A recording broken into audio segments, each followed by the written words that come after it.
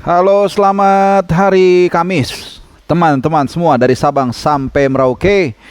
Apa kabar kalian? Mudah-mudahan dalam keadaan sehat, happy, dan tidak kekurangan apapun ya.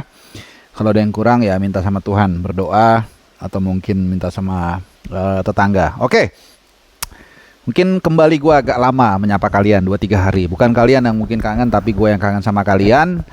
Dan juga ini gue coba apa ya, ear headset baru, mereknya sama, Logitech, apa ya, apa 111 gitu. Yang lama agak gompal sininya nih.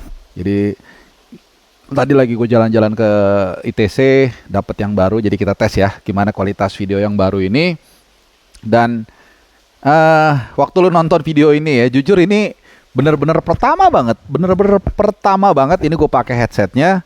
Tadinya cuma mau ngetes ngomong 10 detik, 15 detik untuk ngelihat aja udah nyangkut belum nih, suaranya udah masuk belum. Tapi nggak tahu ya, kadang-kadang yang spontan itu malah biasanya jadi malah lebih natural. Ya kayak lu janjian sama temen, kalau kebanyakan rencana biasanya malah nggak jadi kan. Tapi kalau spontan biasa jadi. Nah ini kayak gini nih, tadi bener-bener pertama banget ya. Malah gue udah pikir nanti openingnya sambil minum kopi dulu atau gimana. Pokoknya udah banyak rundownnya, tapi ini malah jadi. Oke, tanpa basa-basi kita langsung bahas yang tersisa dari pertandingan antara tim nasional Indonesia dan Argentina. Mungkin lu udah dapet banyak gambaran, banyak cerita, banyak angle, macem-macem lah. Banyak juga kisah-kisah viral dari pertandingan kemarin, 2 hari lalu, hari Senin, tanggal 19 Juni 2023 jam 19.30. Walaupun gua harus cuap-cuap dari jam 17.00, 2,5 jam. Dan sebuah kehormatan ya, terima kasih buat RCTI dan juga MNC Group Esa Holding yang memberikan kepercayaan di partai yang sangat bergengsi ya. Walaupun juga sebenarnya ya itu gue dalam posisi sebenarnya pemain cadangan gitu ya. Tapi memang seperti mungkin Kluivert 95 ya, kalau nggak salah, waktu Ajax juara. Kemudian masuk dari bangku cadangan dan ngegolin. Ya artinya gue kesempatan itu beruntung lah, suatu kehormatan, bukan maksud apa-apa, bisa dapat kesempatan mengawal pertandingan yang sangat bersejarah. Mungkin kalau bilang pertandingan besar juga bisa ya, karena selalu gue mengatakan apalagi pertandingan atau lawan yang lebih besar dari tim nasional Indonesia. Bahkan dalam pertandingan di seluruh dunia pun mungkin lawan Argentina adalah pertandingan yang paling dahsyat ya, karena bukan soal hanya nama Argentina, tapi bukan hanya soal Messi walaupun gak datang, bukan hanya soal juara dunia, tapi dia baru juara dunia. Kalau mainnya mungkin tahun 2024 atau 2025 itu beda lagi nuansanya. Ini baru 7 bulan kalau nggak salah. Ya 7 bulan lah dari mulai Desember mereka juara, dan sekarang mereka main walaupun ya nggak full tim ya, dan juga nggak ada Messi. Gue sempat bilang bahwa nggak ada Messi nggak ada masalah. Bahkan di grup temen gue sendiri dibilang, wah payah nih dibilang nggak ada masalah. Ya buat timnas maksud gua, malah jadi bagus karena pertandingannya bukan berimbang lah gue bilang ya, tapi jadi lebih realistis gitu. Kalau ada Messi kan, wah jauh dong kekuatannya, lebih dahsyat. Kemudian juga starstruck, pemain mungkin lebih terpukau gitu kalau ada Messi. Nah kemarin mereka nggak terlalu terpukau, dan apa yang gue khawatirin mereka nervous juga sama sekali nggak nervous. Mungkin tetap ada deg-degan lah pasti. Ya jangankan lawan Argentina, mau lawan Palestina kemarin pun pemain pasti selalu kalau memasuki panggung, mau dia udah ribuan kali pun pasti ada rasa deg-degan, apalagi lawan Argentina, jadi pasti ada rasa deg-degan. Tapi mereka bisa mengatasi dengan baik, sehingga kalau kita lihat mereka tampil menurut gue sih sangat sempurna ya. Sempurna itu dalam arti kalaupun ada kesalahan-kesalahan itu bisa mereka cover, kalaupun ada yang kurang jalan bisa diimprovisasi oleh Sintayong, salah satunya Sean Patinama misalnya ya. Ketika kita semua ngelihat lah bahwa Sen Patinama ini nggak terlalu jalan di sisi kiri, which is wajar, ini adalah debut buat dia. Kemudian Sintayong langsung mengambil inisiatif melakukan pergantian pemain cepat di babak kedua awal dengan menaruh di situ Pratama Arhan. Dan ini juga yang gue katakan waktu commenting di studio ya, bahwa Bung Tio waktu itu nanya yang nggak jalan apa ya, atau yang diperbaiki di babak kedua. Salah satunya adalah menarik Sen Patinama dengan memasukkan Pratama Arhan. Pratama Arhan lebih tune in tentunya dengan pemain-pemain kita, udah biasa main. Kemudian kedua, nah ini dia nih, senjata mematikan Troy ini sangat luar biasa. Dalam beberapa kesempatan gue selalu mengatakan bangsa kita ini adalah bangsa yang banyak dikaruniai oleh kemudahan oleh Tuhan, tapi selalu menganggap remeh Dalam arti kita punya apa ya? Punya sebuah benchmark ya, lemparan ke dalam yang sangat berbahaya seperti itu. Bahkan yang membuat Emi Martinez atau Dibu itu akhirnya dia beberapa kali agak maju ke depan untuk mengantisipasi lemparan ke dalam Pratama Arhan. Cuman kita tidak mau mengembangkan itu sebagai senjata atau apa namanya ya, kelebihan kita gitu.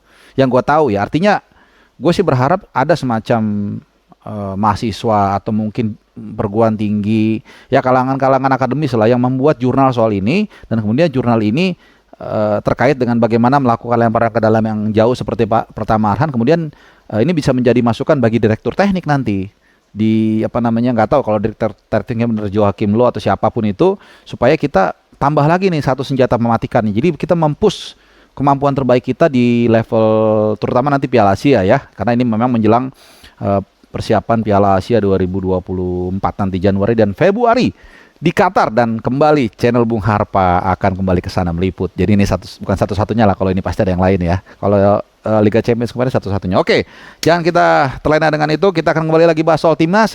Yang menarik apa? Gua akan random aja. Pertama adalah kepercayaan diri kita pasti meningkat. Udah pasti. Setelah melawan Palestina kita main sangat bagus, kemudian lawan Argentina sangat percaya diri. Orang melupakan bahwa sebenarnya 2 pertandingan kita gagal mencetak gol. But who cares? Ya, 2 pertandingan itu pula kita berhasil tidak kebobolan juga dari Palestina. Memperpanjang 10 rekor tidak terkalahkan. Lawan Argentina, come on lah. 2-0 itu sudah bagus. Terlepas dari apapun itu, mainnya oke. Kemudian juga main as a team juga main sangat-sangat kompak. Salah satunya yang gue berikan pujian adalah lini belakang dari timnas. Makanya kemarin waktu ditanya sama Bung Tio, siapa pemain terbaik di pertandingan ini, gue menyebut 3 awalnya. Mark Locke, kemudian Elkan Bagot dan Jordi Amat. Tapi kalau dikerucutkan, gue bilang gue akan memilih antara Jordi Amat dan Elkan Bagot, karena ini dua bukan hanya bagus sebagai individu, tapi juga sebagai tim. Nah, dia berapa kali ini mengcover, Elkan Bagot mengcover kesalahannya Jordi Amat ketika dia kalau nggak salah build up serangan tapi kerebut. Kemudian juga ada 1-2 kali kesalahan Rizky Ridho di backup oleh Jordi Amat dan juga Elkan Bagot. Jadi mereka as a team bermain sangat bagus. Asnawi nggak usah gue bahas lah, lu udah tahu semua, ngantongin apa segala macem. Pratama Arhan juga bagus, throw in-nya segala macem. Mark Locke paling stabil di tengah. Nah, yang mungkin Ivar Jenner susah gue menilainya ya, karena sebenarnya ya striker gitu sih, main bisa aja dia hanya lari-lari kecil ya, kemudian melebar, nutup segala macem, kelihatannya nggak memberikan terlalu banyak impact, tapi dia punya satu peluang yang sangat bagus, dan itu kredit poin juga buat Dimas Derajat yang membuka kesempatan itu. Dia kan dari kanan yang ngebuka, kemudian dia cutback ya, cutback gue sering ketukar sama cutting inside, cutback, kemudian Ivar Jenner tapping tapi kurang kencang. Padahal akurasinya bagus, karena kalau kita lihat Dibu itu sampai harus meregangkan tangannya jauh. Jadi sebenarnya itu akurasinya bagus tapi kurang power lah gitu. Sayang banget sih sebenarnya itu. Kalau gol tuh kalau nggak salah dalam kondisi kita 0-1, jadi bisa 1 sama, dan itu beda banget, bisa jadi game changer dia. Tidak mungkin kita seri dan bisa pecah itu GBK kalau kita seri. Karena Pak Erick Thohir juga ketua PSSI juga sudah menjanjikan kalau seri dikasih bonus, tapi gue yakin kalah kemarin pun nggak akan dikasih bonus, feeling gue ya. Nah, satu lagi peluang dari Elkan Bagot ini seperti biasa yang gue bilang, dengan kemampuan kalau kita bisa mengembangkan lemparan throw ini bisa mempush juga peluang kita, dan terbukti kalau dengan lemparan throw ini itu kita bisa jadi 2 peluang kan dari Elkan Bagot menyambut throw innya si Pratama Arhan. Oke, suara gue gede sedikit. Kita minum kopi dulu ya, santai. Tinggal iklan kopi aja nih yang mampir ke sini nih, mana yang mau mungkin ya. Nah, satu lagi yang menarik adalah soal stamina. Ya, stamina kita sangat gue mengatakan konsisten, karena 90 menit kita kelihatannya bermain tidak berbeda jauh. Ya, jadi tidak, biasanya kan main tuh 45-50 menit, lari terus, energi habis, 60-70 habis. Kemarin enggak, sampai akhir kita sangat stabil, dan sekali lagi lawannya Argentina loh. Jadi kalau kita lawan Argentina bisa kelihatan bagus, sebenarnya itu 2 kali lipat lebih bagus. Karena kita bisa aja ekstrimnya nih lawan U10 tahun kelihatannya bagus banget ya, karena lawannya jelek. Ini lawannya bagus. Jadi sebenarnya apa yang kita lihat itu sebenarnya 2 kali lebih bagus menurut gua ya. Dan ini gue jarang muji-muji timnas karena memang bagus. Dulu kalau lagi jelek gua hajar habis-habisan, nggak ada masalah. Ya, jadi sesederhana itu kita biasakan berpikir, jelek kita bilang jelek, kurang kita bilang kurang, bagus kita bilang bagus. Sesimpel itu, oke? Nah, soal stamina udah, kemudian juga penjaga gawang banyak yang mempertanyakan. Menurut gue penjaga gawang bagus karena golnya Paredes itu jangan lu kira itu gila, itu golnya roket banget, kenceng ya, kenceng banget, akurasinya oke, dan itu bukan salahnya Klok 100%. Mungkin gua kasih 5% aja sedikit karena memang itu adalah area yang sebenarnya belum masuk ke zona berbahaya. Apalagi kalau kayak Klok biasa main di Liga 1. Bola di jarak segitu kan jarang lah yang punya kemampuan pemain Indonesia bisa menembak keras dan juga akurat. Jadi dia juga mungkin nggak terbiasa menjaga dari sejauh itu ya. Jadi sangat bisa dimaklumi, dan kedua juga ya kelas lah ini individu, bagaimana Romero bisa mencari posisi dari blind side kemudian menanduk bola, walaupun sebenarnya gue agak nyalain Rizky Ridho agak lumayan, tapi ya it's okay lah.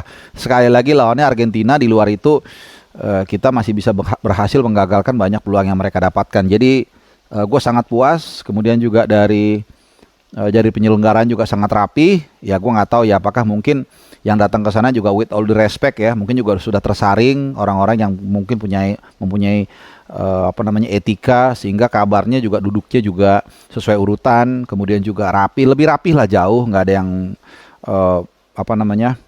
pakai flare. Cuman ada satu yang masuk ke lapangan pitch invader. Nah, tadi gua harus main bola, katanya nih temen gua. Nah, nanti Jumat gue mau ngajak ketemuan ya. Kita ya sedikit-sedikit lah konten-konten yang agak-agak yang santai, nggak terlalu serius. Ya supaya juga tetap menarik ya, informatif tapi juga menarik. Oke, apalagi mungkin kira-kira itu dulu ya update dari gue supaya nggak terlalu lama kosong. Jadi gue minta maaf kalau ada 2-3 hari ini sangat kosong, karena benar-benar gue bukan maksudnya apa-apa. Jadwal gue siaran sangat banyak sekali, dan bahkan ada beberapa yang gue minta off supaya satu gue juga fresh ketika membawakan ke penonton, karena itu gue juga punya tanggung jawab sebagai orang yang passionate banget di bola. Jadi gue nggak mau hanya ngejar quantity biar banyak dapat cuan.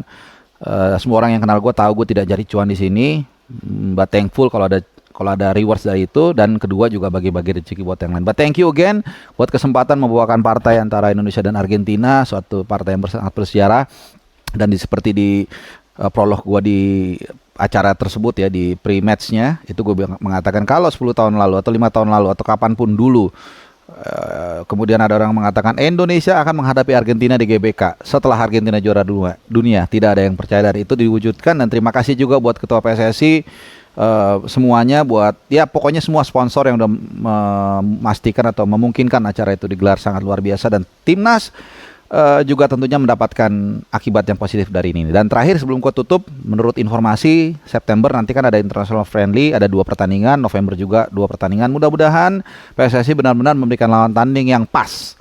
Ya mungkin kayak kemarin yang sedang-sedang, misalnya kayak seperti Palestina, lalu yang killing match, supaya nanti kita bisa mudah-mudahan seri atau menang lawan yang gampang, dapat poin. Nah, kalaupun yang lawan berat itu kita kalah, kita masih surplus poin, tapi percaya diri dapat, karena kita mulai lawan-lawan tim yang berat, sehingga terpompa kemampuan dan juga kepercayaan dirinya. November juga demikian, dan mudah-mudahan ini menjadi bekal yang sangat penting nanti untuk menghadapi Piala Asia Januari dan Februari. Nah, karena kita akan menghadapi Irak dulu atau Vietnam dulu. Kalau nggak salah Irak dulu, baru Vietnam, terakhir Jepang. Nah, dengan kondisi seperti ini, gue berharap ketika kita menghadapi Irak dan Vietnam, minimal ya 2 tim ini kita sudah lebih punya percaya diri yang tinggi, dan juga kita diuntungkan karena Jepang main terakhir. Mudah-mudahan Jepang sudah memastikan lolos sehingga dia tidak akan memainkan pemain utama saat kita bertanding terakhir, dan siapa tahu kita colong 1 poin. Oke, terima kasih, ini udah hampir 15 menit. Semoga terhibur, semoga informatif, dan gue selalu berdoa buat kalian dari Sabang sampai Merauke dan di luar negeri, orang Indonesia.